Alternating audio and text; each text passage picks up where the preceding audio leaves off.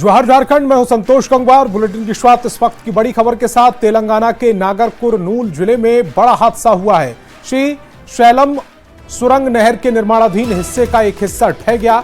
हादसे में कम से कम 8 श्रमिकों के फंसे होने की आशंका जताई जा रही है। फंसे मजदूरों में 4 मजदूर झारखंड के भी हैं। ये सभी चारों मजदूर गुमला के रहने वाले हैं। बता दें कि हादसे के बाद सुरंग में बचाव अभियान में तेजी लाने के लिए सेना को बुला लिया गया है। एक्सक्लूसिव तस्वीरें समय आपकी टेलीविजन स्क्रीन पर हैं। संदीप साहू के फंसे होने की आशंका जताई जा रही है। संतोष साहू और अनुज साहू के भी फंसे होने की आशंका है। सनी सिंह और गुरप्रीत सिंह ये भी झारखंड से ताल्लुक रखते हैं और इनके भी फंसे होने की आशंका जताई जा रही है। बुलर के पास गए, बुलर से हवा लिए, हवा लेके जाने के वक्त पानी बढ़ा, पानी बढ़ने के बाद मोल गिरने चालू हो गया।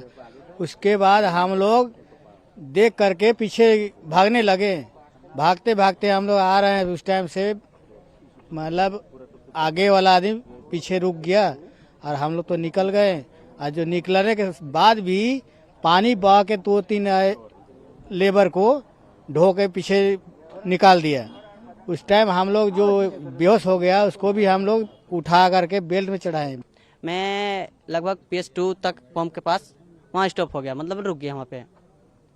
उसके बाद आदमी उधर से लोको लेके आया, तो जो फंसे थे वो निकाले किसी तरह से, और जो रहे सो उधर ही रह गए। मतलब 8 आदमी वहाँ पे रह गए। मैं गवर्नमेंट से यही अपील कर रहा हूँ कि उन लोग को जल्द से जल्द निकाले, किसी तरह की व्यवस्था फट से करे, मतलब फास्ट करे, देर न करे, दिन और रात न देखें। यही मेरा कहना है। और हमारे संवाददाता पीवी रमन्ना ज्यादा जानकारी के साथ फोन लाइन पर जुड़ रहे हैं। पीवी रमन्ना, इस समय जो रेस्क्यू की स्थिति है वो क्या है? रेस्क्यू कहां तक पहुंचा है और कितनी उम्मीद जताई जा रही है रेस्क्यू टीम की ओर से? जी, अब वो एनडीआरएफ और सिंगरेनी कॉलेज का एक स्पेशल टीम ये रेस्क्यू ऑपरेशन पे शामिल है। ये करीबन वो टनल में 14 किलोमीटर के अंदर ये घटना हुई बोल के हमें प्राइमरी इंफॉर्मेशन मिल रही है। अब तक तो 8 लोग वहाँ पे स्टक हुआ है। इसमें से 2 लोग झारखंड से हैं। इनका नाम है जेंटाक्सेस और एक सिंह है, और एक इनका नाम मैं बताता हूँ, अंजू साहू। इनका नाम अंजू साहू है। अंजू साहू ने गरहारा गुमला डिस्ट्रिक्ट से बिलोंग करता है। संतोष साहू और अनुज साहू, ये 2 नाम बता रहे हैं आप? जी जी वही जी हाँ जी, अंजू साहू और ये दोनों वही सेम डिस्ट्रिक्ट से बिलोंग करते हैं। आज सुबह 8 बजे, करीबन 8 बजे वो काम के लिए अंदर पहुंचा था। अगर एक ही दम उसमें से वो टनल गिर गए, तो इसमें 40 लोग स्टक हुए थे। वो होने के बाद करंट का बिजली भी बंद हुआ था। इसमें से वो रेस्क्यू ऑपरेशन टीम ने थोड़ी लोगों को 32 लोगों तक बाहर निकाल दिया है। वो इसमें अब तक 8 लोग वहाँ पे स्टक हुआ है। ऑलरेडी एनडीआरएफ और सिंगरेनी कॉलेज जो है वो कोल माइनिंग का कंपनी है। कोल माइनिंग का वो रेस्क्यू ऑपरेशन टीम जो रहता वहाँ पे जाके वो पूरा रेस्क्यू ऑपरेशन करने के लिए वो कोशिश। पीवी रमन्ना, बताए ये भी जा रहा है कि वहाँ सेना को लगा दिया गया है, या वो एनडीआरएफ, अब तक तो एनडीआरएफ आया है और पुलिस फोर्स यहाँ पे है। और वो वहाँ पे इरिगेशन मिनिस्टर उत्तम कुमार रेड्डी जो है, वो इरिगेशन का काम है, इसलिए इरिगेशन मिनिस्टर उत्तम कुमार रेड्डी यहाँ पे वो रिव्यू करके वहाँ पे पूरी तरह से वो इंतजाम किया है। अब रात में वो थोड़ा मिलिट्री लोग भी आने के लिए वो संभावना लग रही। अब तक कलेक्टर ने बोल रहे कि रेस्क्यू ऑपरेशन जो है लोकल टीम ही कर रहे हैं, लेकिन वो चाहे तो इनका मदद मांग लेंगे बोल के वो कलेक्टर भी बोल रहे। आप बता रहे हैं कि 14 किलोमीटर लंबी ये सुरंग है, जिसमें से कितना हिस्सा जो धंसा है और जहां से रेस्क्यू शुरू होगा वो कितना हिस्सा होगा जिसमें रेस्क्यू किया जाएगा? जी, वो एक्सटर्नल से 14 किलोमीटर के अंदर ये हुआ है। वो 14 किलोमीटर से 3 किलोमीटर तक वो करीबन 3 किलोमीटर तक वो गिर गया बोल के हमें प्राइमरी इंफॉर्मेशन मिल रही है। ठीक है पीवी रमन्ना, इस तमाम जानकारी के लिए आपका बहुत बहुत शुक्रिया।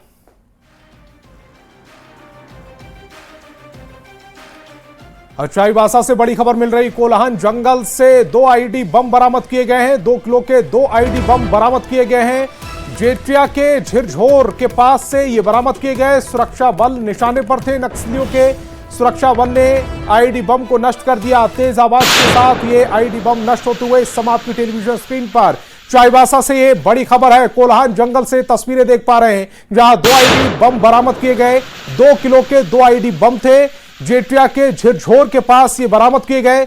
सुरक्षा बलों को नक्सली निशाना बनाना चाहते थे। सुरक्षा बलों ने दोनों आईईडी बम को बरामद कर लिया और उसके बाद इन्हें नष्ट कर दिया गया। जैक बोर्ड 10वीं की परीक्षा के 2 विषय के पेपर लीक होने के बाद हाहाकार मचा हुआ है। पेपर लीक मामले में हजारीबाग प्रशासन भी एक्टिव दिख रहा है। प्रशासन की ओर से कोर्रा, मटवारी और बाबू गांव में कोचिंग सेंटर का औचक निरीक्षण किया गया। इस दौरान छात्रों के साथ ही शिक्षकों से भी जानकारी ली गई। छात्रों से अपील की है कि अगर सोशल मीडिया के जरिए संदिग्ध प्रश्न पत्र आते हैं तो इसकी जानकारी जल्द प्रशासन को दें। आम लोगों से भी पेपर लीक को लेकर सजग रहने की अपील की जा रही है। स्टूडेंट एरिया है और यही एरिया जहाँ पे सारे मेजर कोचिंग भी चलते हैं और लॉजेस भी है, तो हमें किसी तरह की ऐसी सूचना है कि व्हाट्सएप टेलीग्राम ग्रुप जो है उसमें इस तरह के पेपर सर्कुलेट होते हैं। तो इसलिए हम लोग ये कैंपेन चला रहे एक तरह का कि अगर किसी बच्चे को कोई तरह का इन्फॉर्मेशन है इस तरह के ग्रुप से जुड़े रहने का तो वो आके पुलिस को बताए, ताकि पुलिस जो इसका मेन कल्प्रिट है, जो रैकेट चल रहा है जहाँ पे, उसको हम लोग पकड़ सके, उसको नैप कर सके। क्वेश्चन पेपर लीक का मामला जो है पूरे झारखंड में देखने को मिल रहा है। उसी को लेकर हजारीबाग में जिला प्रशासन अलर्ट मोड पर दिख रही है और हजारीबाग के विभिन्न कोचिंग और इंस्टीट्यूट में जा जाकर जो है कई तरह की जांच कर रही है। बच्चों से पूछताछ की जा रही है, शिक्षक से पूछताछ की जा रही है, क्योंकि कई बार देखने को मिल रहा है कि जो क्वेश्चन पेपर जो लीक हुआ था वह जो है व्हाट्सएप या फिर कल सोशल मीडिया ग्रुप में जो है वो सर्कुलेट होता दिख रहा है। आपको हम तस्वीर दिखाना चाहेंगे कि देखिए अभी हम हजारीबाग के इसी स्टूडेंट के इलाके में, जहाँ पर तमाम तरह के कोचिंग संचालन किए जा रहे हैं और यहाँ पर जो है तमाम जो वरीय अधिकारी, यानी हम कह लें कि जिला प्रशासन के जो वरीय अधिकारी है वो सभी से पूछताछ कर रहे हैं। लोगों से यह भी अपील किया जा रहा है कि अगर आपके पास इस तरीके के कोई वायरल क्वेश्चन आते हैं या फिर किसी तरह का कोई वायरल क्वेश्चन से संबंधित जानकारी मिलती है तो आप स्थानीय थाना को जो है इससे संबंधित जानकारी जरूर दें। सुशांत सोनी, न्यूज 18, हजारीबाग। दुमका में झारखंड बोर्ड की कक्षा 10वीं की परीक्षा में हुए पेपर लीक मामले को लेकर एबीवीपी के नगर इकाई ने विरोध प्रदर्शन किया है और जैक के अध्यक्ष नटवा हंसदा का पुतला दहन किया। एबीवीपी ने हेमंत सरकार पर छात्रों के भविष्य से खिलवाड़ करने का आरोप भी लगाया। ये झारखंड को किसी का नजर लगा है या फिर झारखंड में जो प्रशासन है और हमारे जो है कानून जो है शिक्षा मंत्री और हमारे झारखंड के सरकार, झारखंड में चाहे कोई भी एग्ज़ाम हो, चाहे वो हमारे सेशनल है या फिर कोई भी प्रतियोगिता परीक्षा का, हर एग्ज़ाम का परीक्षा का जो है पेपर लीक हो रहा है। तो ऐसा क्यों हो रहा है और हमारे छात्रों के साथ, हम सब के साथ ये जो है भविष्य के साथ खिलवाड़ हो रहा है। देखिए हमारा कहना ये है कि हमारे सभी छात्र, सभी बच्चों के साथ खिलवाड़ किया जा रहा है। ये प्रशासन की सबसे बड़ी नाकामी है कि ऐसा क्यों किया जा रहा है। आखिर हर बार पेपर लीक किया जा रहा है। हमारा सवाल ये है कि ऐसा क्यों हो रहा है हर बार। रांची नगर निगम में आज रूफटॉप बार और रेस्टोरेंट के लिए बड़ा आदेश पारित किया गया। रांची नगर निगम क्षेत्र के अंदर चल रहे 33 रूफटॉप रेस्टोरेंट को नगर निगम ने बंद करने का आदेश दिया है।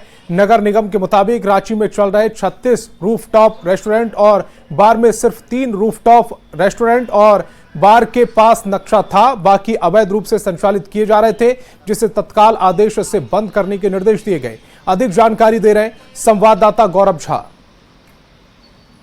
रांची नगर निगम ने रांची क्षेत्र में होने वाले 33 बार और रेस्टोरेंट जो रूफटॉप पर चल रहा था उस पर बड़ी कार्रवाई की है। पिछले दिनों से ये कार्रवाई चल रही थी, जिसके बाद आज निगम ने आदेश पारित कर दिया है कि रांची में 33 ऐसे रूफटॉप हैं जिनके पास बिल्डिंग लाइसेंस नहीं है और उन्हें त्वरित रूप से जो है वो बंद करने के आदेश दिए गए हैं। इसके साथ साथ नगर निगम ने यह भी आदेश पारित किया है कि रांची भर में सिर्फ 3 ही ऐसी जगह है जो रूफटॉप के लिए सही है और जिनका नक्शा पास है। बाकी जो दूसरे रूफटॉप रेस्टोरेंट हैं या बार हैं उसे बंद करने का आदेश दिया है। इस वक्त हम उन 33 में से एक मदिरा जो बार है वहां पर हम हैं। वहां जो मैनेजर है वो इस वक्त हमारे साथ हैं। नगर निगम से हमारे तरफ से यही नोटिस था कि जितना भी रूफटॉप है रांची का वो बंद किया जाए। तो उस सिलसिले में केस बहुत दिन तक चला। डेट पे डेट हम लोग को नगर निगम की तरफ से मिला, हम लोग गए, अपीयर हुए, बस डेट एक्सटेंड होते होते लास्ट में ये सडनली ये नोटिस आ गया कि क्लोजली परमानेंटली क्लोज हो जाए। तो निगम ने कहा है कि 30 दिनों के अंदर ये तमाम जो सामान है इसे खत्म कीजिए। हाँ, जो आपका नगर निगम का जो नोटिस आया है उस पे तो हम लोग को करना ही पड़ेगा। तो फिर आप लोगों को व्यवस्थाएं बंद हो जाएगी या चलेगा? नहीं, व्यवस्था हम लोग परमानेंटली बंद कर दिया जाएगा। ऊपर का नीचे चलता रहेगा। हाँ, ऊपर का बंद किया दिया जाएगा। अलग अलग रूफटॉप रेस्टोरेंट एंड बार हैं, उसके लिए नगर निगम ने ये आदेश निकाल दिया है कि अगर आपके पास बिल्डिंग का नक्शा नहीं है, आज निगम कोर्ट ने ये आदेश जारी किया है कि 33 ऐसे रेस्टोरेंट और बार हैं जिनके पास बिल्डिंग का नक्शा नहीं है और उन्हें त्वरित रूप से बंद किया जाए। कैमरा पर्सन संजीव तिवारी के साथ गौरव झा, न्यूज़ 18 रांची।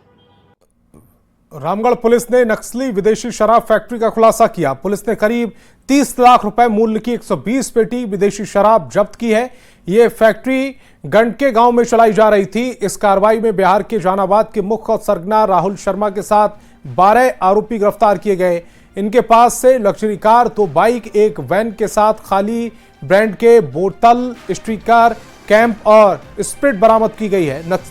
नकली शराब को बिहार में खपाया जा रहा था। वो हाईवे के रास्ते से वो बिहार में सप्लाई करते हैं और बड़े पैमाने पे और भी शराब का निर्माण की तैयारी चल रही थी और इसमें कई सारे लोगों की इसमें गिरफ्तारी हुई है। सर, कितना लागत का शराब है? लगभग ये टोटल देखा जाए तो पूरे जो सामान है लगभग 25 से 30 लाख रुपए की लागत का सामान है जो कि अभी पकड़ा गया है। हजारीबाग के चौपारण में अवैध अफीम की खेती के खिलाफ पुलिस का अभियान जारी है। पुलिस ने 5 आरोपियों को गिरफ्तार कर जेल भेज दिया। एसपी के निर्देश पर चल रहे अभियान में अब तक 9 मामले दर्ज किए गए। 139 लोगों पर केस दर्ज किया गया है। पुलिस की ओर से अवैध अफीम की खेती करने वालों को चेतावनी दी जा रही है। पुलिस की कार्रवाई से अफीम कारोबारियों में हड़कंप है।